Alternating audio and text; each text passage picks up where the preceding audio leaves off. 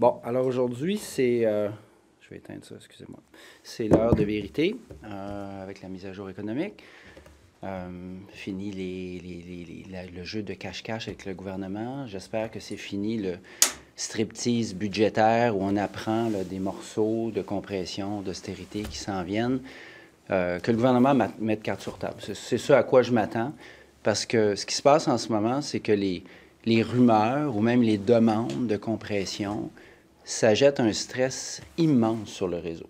À tous les jours, les gestionnaires arrivent à leur bureau sans savoir ce qu'on va leur demander, alors qu'ils gèrent des budgets qui étaient alloués. Ils étaient alloués, ces budgets-là. Ils n'ont pas décidé de dépenser davantage. Ils avaient un plan. Quand on gère un CIUS, par exemple, vous savez qu'on ne décide pas le matin qu'on va rénover tel immeuble. C'est des mois d'avance.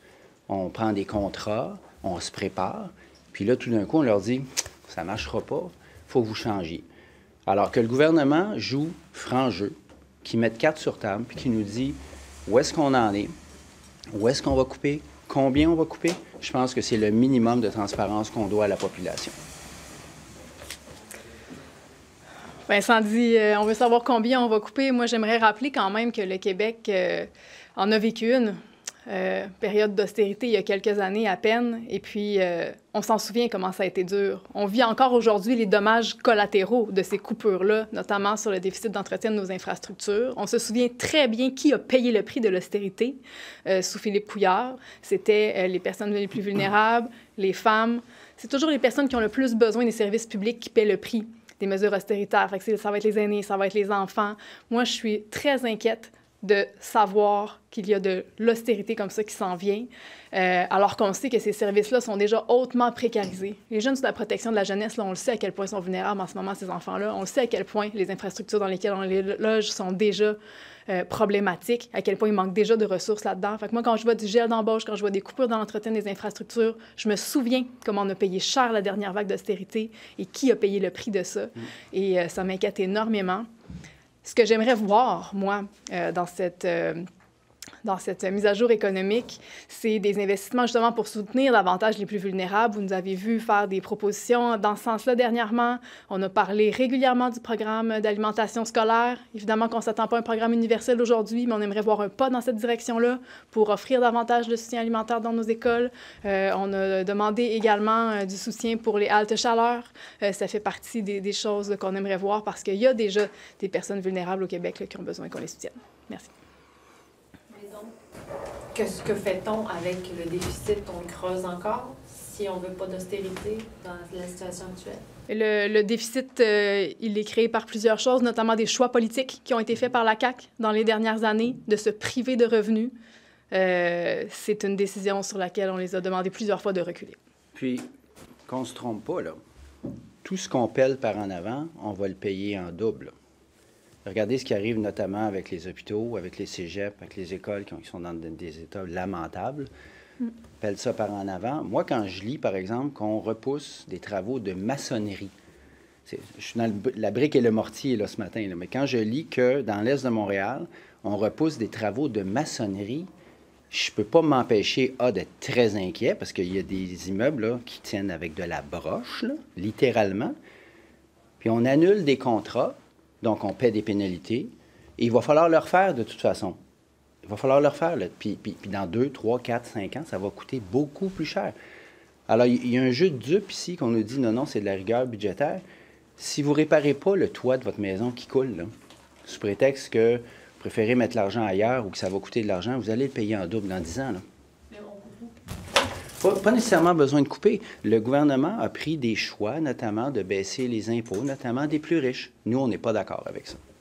Donc ça, en inversant ça, ça fait en sorte de régler... Il y a quand même des calculs fiscaux qui ont été faits. La CAQ a fait des cadeaux à des gens, là, comme nous deux, là, qui gagnons plus de 100 000 par année. Je pense que ce n'est pas une mesure de solidarité dans une société comme la nôtre. On a des besoins. On comprend qu'il y a eu des dépenses extraordinaires pour la COVID. Là. Tout le monde a vu ça. Tout le monde a joué dans ce film-là, malheureusement.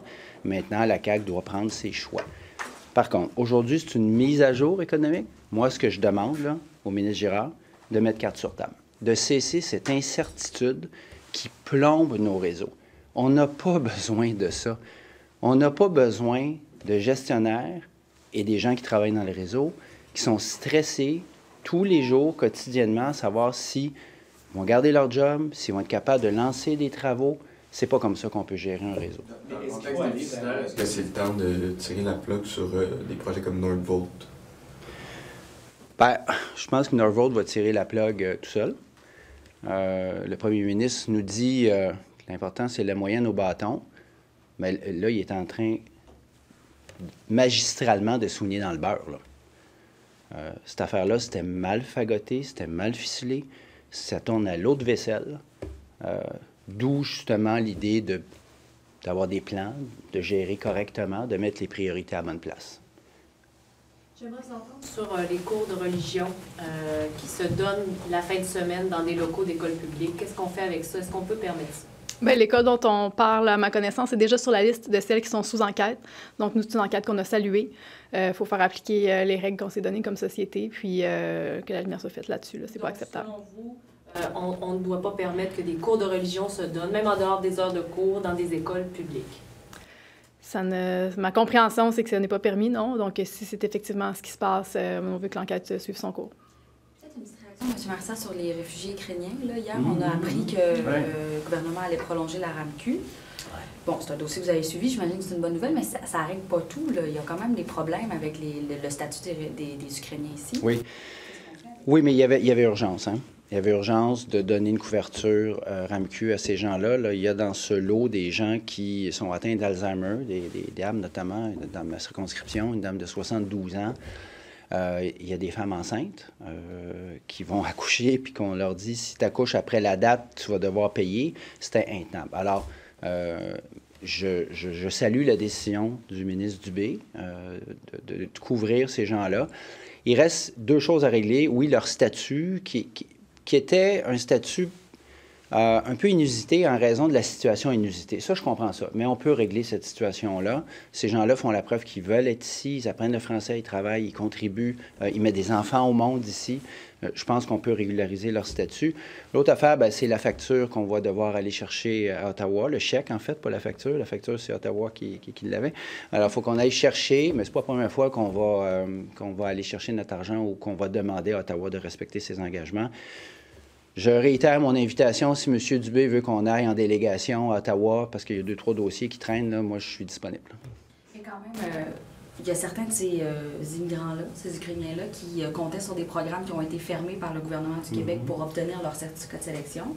Est-ce qu'ils paient les frais de décision qui ont été prises ici? Au même titre que les gens qui ont perdu la RAMQ étaient pris dans une querelle politique. Puis, c'est comme la base de l'humanisme, là, quand on reçoit des gens qui fuient leur pays pour raison de guerre, que de ne pas leur compliquer la vie encore davantage. Je le dis, là, ils ont un statut particulier en raison de situations particulières. Je pense qu'il est temps de régler ça, de normaliser la situation. Juste sur la baisse d'impôts, je veux bien vous suivre, là. Est-ce que vous suggérez une hausse à nouveau des impôts pour les Québécois qui gagnent plus de 100 000 $? Bien, nous, on est contre le fait de donner des baisses d'impôts en ce moment aux gens qui gagnent un salaire supérieur, largement supérieur à la moyenne. Notre plan fiscal, il n'est pas fait. Les élections, c'est dans 2 ans, mais c'était une mauvaise décision dont on paie le prix aujourd'hui. Puis là, on est obligé de faire des compressions qui touchent, on va se le dire, beaucoup plus les gens de la classe moyenne et inférieure, parce que ces gens-là n'ont pas les moyens de payer pour des services au privé. Alors, ils sont doublement perdants là-dedans. Rapidement sur les services, la FSE, on apprend ce matin qui a déposé des plaintes à 3 organismes, l'OQLF, le commissaire à la langue française, le protecteur de l'élève. Est-ce que c'est quelque chose que vous pourriez faire comme élu, comme parti politique, de déposer une plainte? Je sais que le Parti libéral, par exemple, a envoyé une demande d'enquête au commissaire. Écoutez, il faudrait parler à Ruba, qui est notre porteuse de dossier sur la langue française là-dessus, voir si elle l'a envisagé. Je n'ai pas eu d'échange avec elle à ce sujet-là dans les derniers jours. Mais je peux vous dire que les coupures en francisation, on les déplore. Puis moi, je comprends ces gens-là d'être sous le choc. Moi-même, j'aurais jamais imaginé que des gens qui enseignent le français perdraient leur emploi sous un gouvernement de la CAQ. c'est quelque chose qui est incompréhensible. Il y a des gens que j'ai vus, moi, manifester à plusieurs reprises dans les rues de Sherbrooke pour dire « je veux apprendre le français », là. Des gens qui étaient en train de suivre des cours de français, qui ont perdu accès. C'est une décision d'une incohérence totale. Par ailleurs, on comprend qu'ils essayent de transférer la francisation du réseau de l'éducation vers le MIFI, probablement pour générer des économies. Mais si c'est ça leur plan, ils étaient vraiment mal ficelés parce qu'ils ont échappé toute la transition, là. Ils ont fermé des cours puis ils n'en ont pas rouvert d'autres. Puis entre-temps, qu'est-ce qui est arrivé? Une consigne de gel d'embauche. Ça va aller mal, hein, pour réussir à offrir davantage de cours du côté du MIFI. Fait qu'on se retrouve avec des milliers de personnes, des milliers, qui perdent leur cours de français, des centaines d'enseignants de français qui perdent leur emploi. C'est invraisemblable, là, sous un gouvernement de la CAQ qui a dit à quel point la préservation du français est un enjeu d'avenir pour la nation, à quel point c'est important que les immigrants apprennent le français. Ils en ont fait un cheval de bataille. Puis après, ils prennent des décisions comme ça. Je ne comprends pas le processus par lequel ils sont passés. Puis là, il y a un effet de vase communicant là, parfaitement contre-productif, c'est que les groupes d'alphabétisation se retrouvent avec des demandes d'immigrants pour la francisation. C'est deux choses. L'alphabétisation, la francisation, c'est deux missions totalement différentes. J'ai des groupes, moi, dans ma circonscription, là, qui sont pris avec un afflux de demandes d'immigrants, mais ce n'est pas leur mission. Sauf qu'ils ne vont pas laisser ces gens-là sur le trottoir en disant « démerde-toi ». Alors, c'est complètement contre-productif parce que les gens qui ont besoin d'alphabétisation pour fonctionner dans la société puis qu'on aide, là, des gens qui ne sont pas capables de lire le moindre contrat, qui ne sont pas capables de signer un bail, on les aide à s'alphabétiser. Et là, les groupes qui font ça se retrouvent aussi à faire de la francisation. C'est doublement contre-productif. Et c'est contre-productif pour le Québec aussi, pour ces gens-là. Oui, ça va de soi, là. Pour les groupes, oui, ça va de soi, mais pour le Québec, c'est contre-productif. L'annulation de l'audition de Meta. Oui. Je sais que vous n'êtes pas membre de la commission en tant que telle, mais pensez-vous qu'il faut les forcer à venir? Bien, ça fait longtemps, oui, qu'ils auraient peut-être dû utiliser le subpoena. Là, à ma connaissance, ils ont voulu faire preuve de diplomatie en leur demandant poliment de venir, là, mais il va falloir procéder avec un subpoena, absolument. Pourquoi utiliser cette voie-là qui est très, très rare? Là, Parce que de toute évidence, sinon, ils ne vont pas venir, là, alors qu'ils sont un interlocuteur essentiel là, dans ce dossier-là. Merci.